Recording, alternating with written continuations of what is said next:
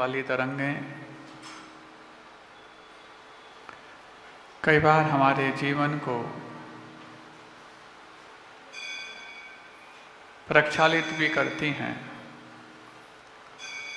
तो विचलित भी करती हैं। और उन तरंगों के लिए मन ही है जो अपने अंतरंग के माध्यम से तरंग रहित भी कर सकता है तो तरंगायित भी कर सकता है। कई सारी विचार पद्धतियां हमारे उस जेहन में जीवन को प्रभावित करने वाली होती हैं। और यदि विकासोन्मुखी वो विचार ना हो तो अधोमुखी विचार होना तो बहुत सहज सी बात है।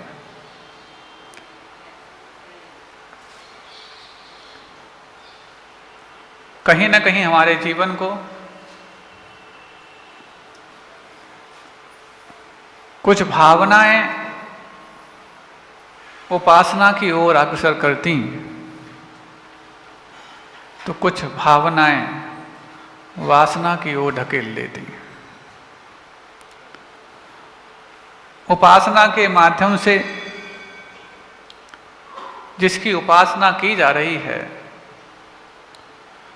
उसके उप यानी निकट, आसना यानी कि स्थिर होने का, उनके पास बैठने का एकमात्र साधन बनता वस्तुतः देखा जाए तो उपासना जिनकी की जाती है उनके साथ हो लेने का भी कारण बन जाता है। मन और पानी दोनों एक जैसे हैं। किसी समतल पर छोड़ दिया जाए, चारों दिशाएं उसको सब ओर खींचने का प्रयास करना पा रही हों तो भी उसकी फितरत में होता है कि वो ढलान की ओर ही जाता है। जबकि सारी दिशाएं खुली हैं, छहों दिशाएं, आठों दिशाएं और दसों दिशाएं। यूं तो दिशाएं चार ही होती, जब 6 होती तो ऊपर नीचे को जोड़ दिया जाता। 8 की जब बात आती है तो चारों दिशाओं के जो बीच में विदिशाएं हैं उनको काउंट कर लिया जाता। और जब 10 की बात आती है तो इन 8 के साथ ऊपर नीचे इन 2 को जोड़ करके 10 दिशाएं बन जाती।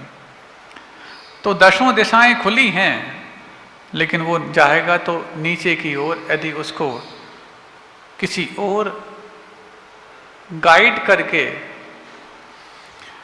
प्रवाहित ना किया जाए तो।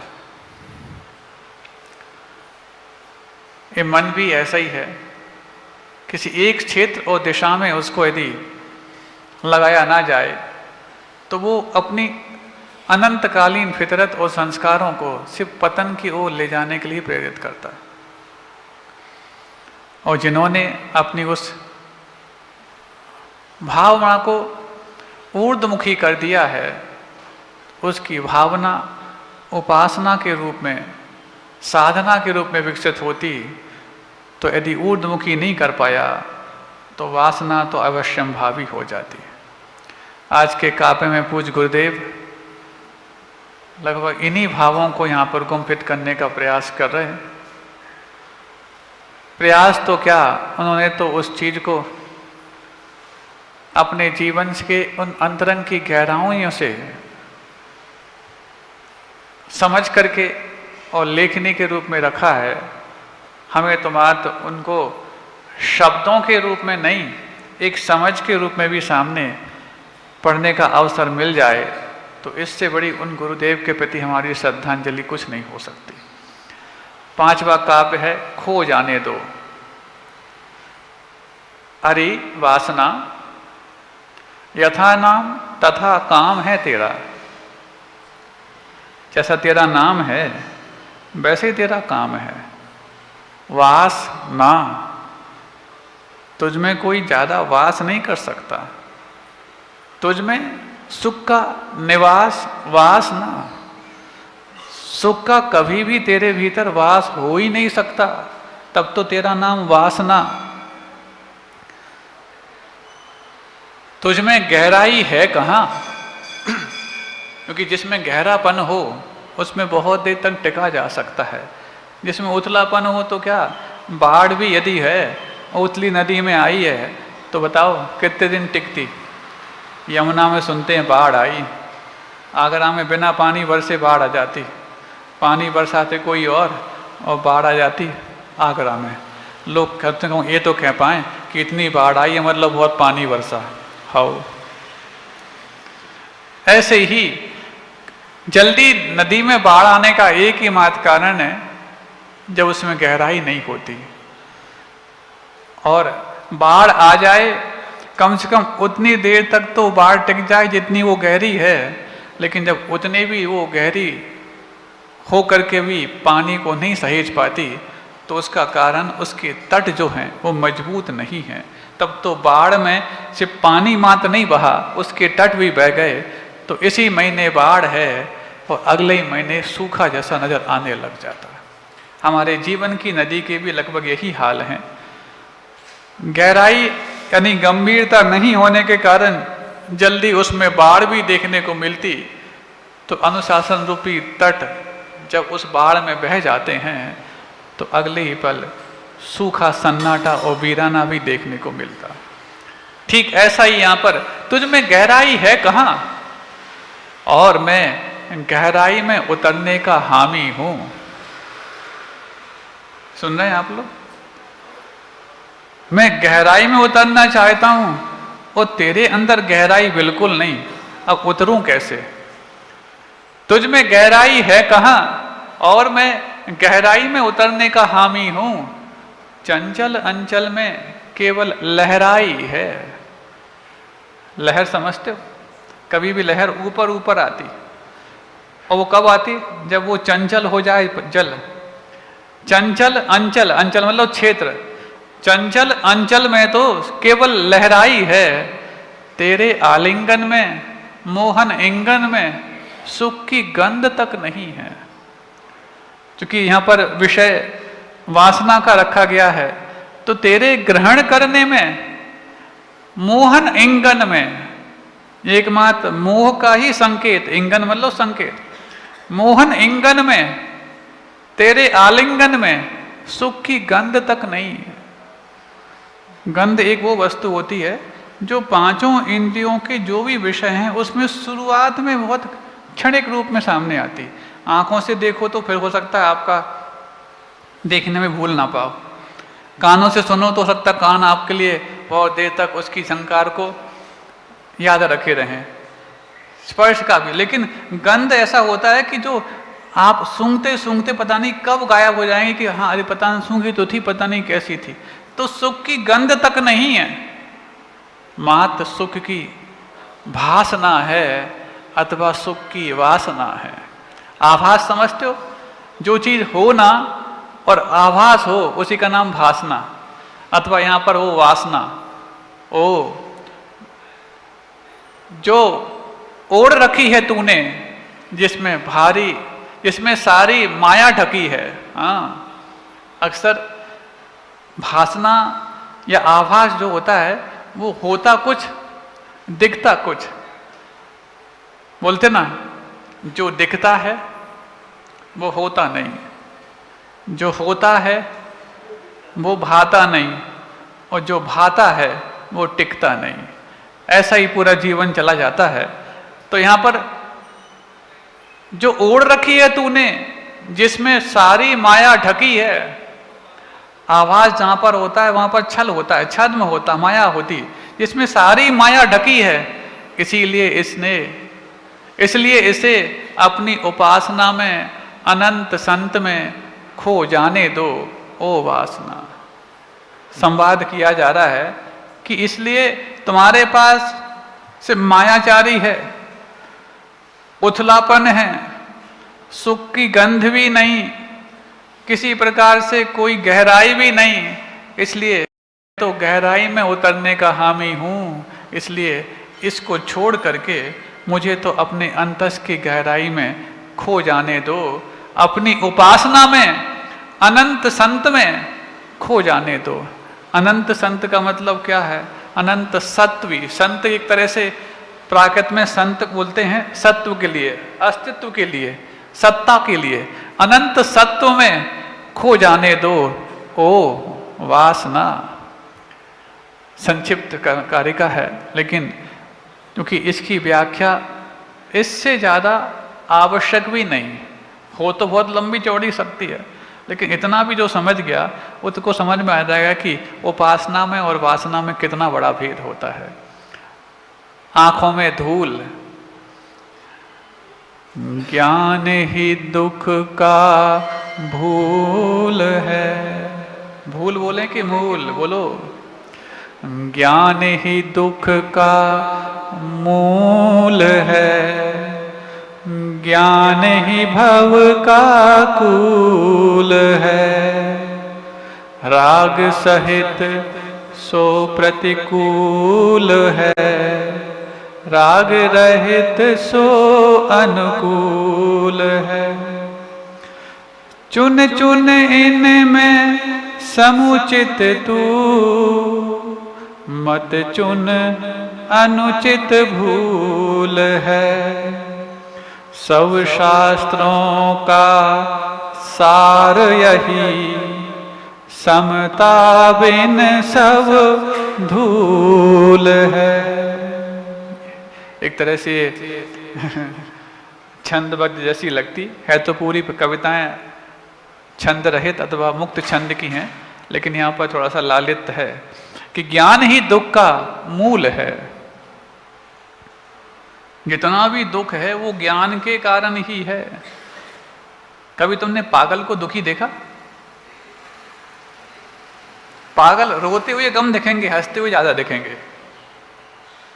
ये बात अलग है कि उस पागल तक पहुंचने के लिए, पागलपन तक पहुंचने के लिए उसको बहुत कष्ट उठाने पड़े हों, तब तो उसका विक्षिप्तपना आ गया हो। लेकिन पागल होने के बाद कभी वो रोया ज्यादा हो? बहुत कम पागल, बल्कि जो ज्यादा हंसता है वो पागल है क्या? मतलब दुनिया हंसने वाले को पागल कहती है। अब ये पागल क्यों, हंस क्यों रहा है? वो ज्यादा तुम्हारे ज्ञान अपने पास रखे रहो। हमारी तो अपनी दुनिया, अपनी ही मस्ती है और अपनी ही हस्ती है। तो ज्ञान ही दुख का मूल है। जो जितना ज्यादा टैलेंट उतना ही ज्यादा tension. More knowledge more tension, no knowledge no tension. तो कुछ लोग होते हैं नॉलेज लेने की बात ही नहीं करते, ये भी गलत बात है। जितना है कम से कम उतना हे और उपाधि के रूप में तो ले लो, लेकिन ज्यादा ज्ञेय के रूप में तुमने यदि खोजबीन की तो बस टेंशन शुरू हो जाएगा। ज्ञान ही दुख का मूल है, ज्ञान ही भव का कूल है। अब यदि वही ज्ञान इस संसार को समाप्त करने की दिशा में आगे बढ़ जाए, कर्म निजरा और संवर के रूप में आगे बढ़ जाए, तो वही ज्ञान भव का कूल भी बन सकता है। भव का कूल मतलब संसार का किनारा। अभी तो संसार के नारे बहुत लगा रहे हैं, संसार के किनारे आने की बात बहुत कम। बताओ ये संसार के नारे हैं कि नहीं? कौन से महाराज? हमारी मांगे पूरी करो, ये संसार के नारे हैं। क्योंकि जो संसार से किनारे आना चाहता है वो तो ये कहता है मांगे उठे ही ना, बस एक मांग पूरी कर दो। मेरे मन में कोई मांग उठे ही ना, बस एक ही मांग है। वो कौन सी मांग है? मांग रहित होने की। कई बार होता है हम सेल्फ डिपेंडेंट होना चाहते, लेकिन सेल्फ डिपेंडेंट होने की धुन में हम कंपनी के डिपेंड हो जाते हैं। आजकल के बच्चे बच्चियां, बेटा जॉब क्यों? सेल्फ डिपेंड होना चाहते। महाराज सेल्फ डिपेंड का मतलब तुम हो तो सही। दुनिया के सबसे बड़े सेल्फ डिपेंड जो हैं उनके सामने तुम सेल्फ डिपेंड होने की भावना जॉब करके भाव। सुन रहे हो? बताओ सेल्फ डिपेंड कौन है? जिसने डिपेंडेंसी को छोड़ दिया हो। ऐसे सज्जन साधुजन होते हैं जो वाकई में सेल्फ डिपेंड हैं, तो उनके सामने ये कहो हम सेल्फ डिपेंड होने के लिए जॉब करना चाहते हैं। महाराज वाह रे वाह, स्वाधीनता की तुमने सही परिभाषा नहीं बनाई। पराधीन होने को और अभी से ज्यादा पराधीन होने को तुम स्वाधीनता मानते हो। यही तो तुम्हारी बुद्धि की विकलता है। जिनका सहचर सही बने और अमर बने। बताओ, जब खुद की खोज करने की बात हो तो खोज करने जाते तो कोई एक असिस्टेंट भी हो जाते। अब असिस्टेंट कौन हो? जो खुद का सहचर खुद बने, सही बने और ऐसा हो जो बीच में खत्म ना हो, अमर हो। कौन हो सकता? वो तुम्हारा आत्म तत्व भी हो सकता। आगामी अनंत काल तक निजी मान के आस्वादन में रहे सने मोद घने, और जो अनंत आगे आने वाला है उसमें इसी अपने स्वाभिमान को, और अपने स्वाभिमान मतलब मान का मतलब प्रमाण भी होता। प्रकृष्ट मान का नाम प्रमाण है और प्रमाण को ही ज्ञान कहा जाता। तत्प्रमाणे आता ना सूत्र। मान एक तरह से ज्ञान का पर्यायवाची है, लेकिन ये जो मान कषाय के रूप में शब्द आता वो एक तरह से वो विकृत ज्ञान हो गया, इसलिए वो मान के रूप में आ गया। वाकई में प्रमाण कब बनता? जब प्रकृष्ट रूप से हो जाए, परिमार्जित हो जाए, परिष्कृत हो जाए। ऐसे ही उस मान या ज्ञान का नाम प्रमाण है। तब तो जाकर के तत्प्रमाणे आद्य परोक्षम प्रत्यक्ष मन्यते ये सूत्र आता है। तो निजी मान के आस्वादन में रहे सने, खुद के ही उस ज्ञान के आस्वादन में सना रहे। सन जाता ना कोई व्यक्ति, लथपथ हो जाता, उसी में ही सब कुछ प्राप्त कर जाता। कैसे? मोद घने, मोद कहो या प्रमोद कहो, अपने अनंत आनंद को, घने आनंद को प्राप्त कर सके। भो अपरिमेय अजय सत्ता। ये संवाद शुरुआत भी हुआ था, हे अपरिमेय अजय सत्ता, और समापन भी इससे ही हुआ, ओ अपरिमेय अजय सत्ता। कभी जिसके सामने प्रार्थना करते हैं तो प्रार्थना करते वक्त भी संबोधन किया जाता और अंत में समापन करते भी कहा जाता, जावाणी के ज्ञान से सूझे लोकालोक। ऐसे बोलते ना आप लोग, क्या बोलते? तो मतलब एक आभार प्रदर्शन। हमने आपके सामने कुछ गुहार लगाई है, तो गुहार लगाने में जो आपका समय चाहा, उस समय का भी हम कम से कम गुहार लगाने के बाद आभार व्यक्त करें, ताकि भीतर से वो बाहर आ सके जो आज तक बाहर ही पड़ी थी। ऐसे ही यहाँ पर ये वाली बात आई। हमें तो लगता है ये अध्यात्म की घूंटियाँ आप लोग को कितनी आनंद देती हैं, हमें तो नहीं समझ में आता।